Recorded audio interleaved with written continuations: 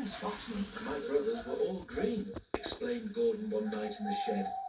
It was all very well in its way, but now I prefer my blue. It makes me different, you see, and that's very suitable for an important engine like me. The engines in our old line used to be blue, remember Donald, but nae sae dark as we are. Dougie and me never were though, we had to be black. I like my green too, agreed Henry. I'd hate to be red like James. People would think I was a fire engine.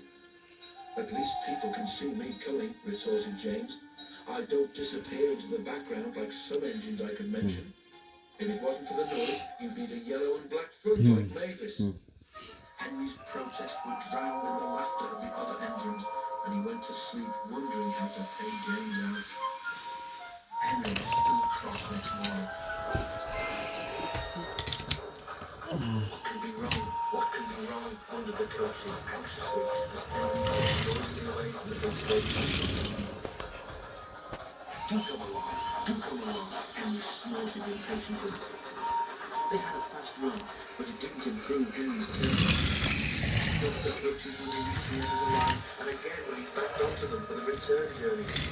He simmered angrily while the fireman fastened the coupling. No one noticed a rattle beneath Henry's footplate as he snorted away, and soon the train was running well.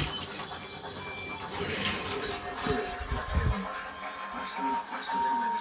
At last, Henry began to feel better. Suddenly, he heard a crack from below his cab. Look out! Shouted the driver. He applied the brakes while the fireman scrambled forward to the footplate. He was just in time.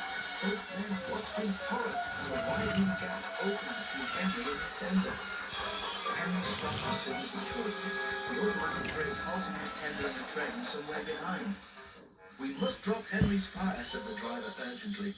It will be dangerous to let him boil dry now that we can't get more water from the tender. The fireman agreed. Sorry, old boy, he said to Henry. Just when we got it going nicely too. But if you hadn't banged about so much, you wouldn't have broken your tender coupling.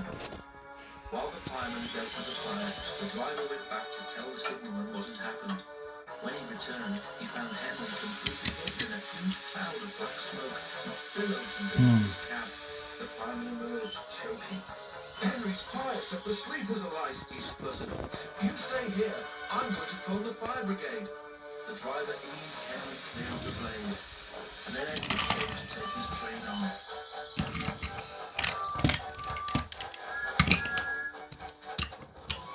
Henry felt most uncomfortable. Work made Henry a temporary coupling. They joined him to his tender, and then the driver and fireman met a new flag and drove him gently home. Edward, who had of course seen everything, told the others. They were careful what they talked about that night. As for Henry, he was touchy on the subject of fires for some time afterwards. But James was quick to notice that from then on, Henry stopped making rude remarks about the colour of fire engines.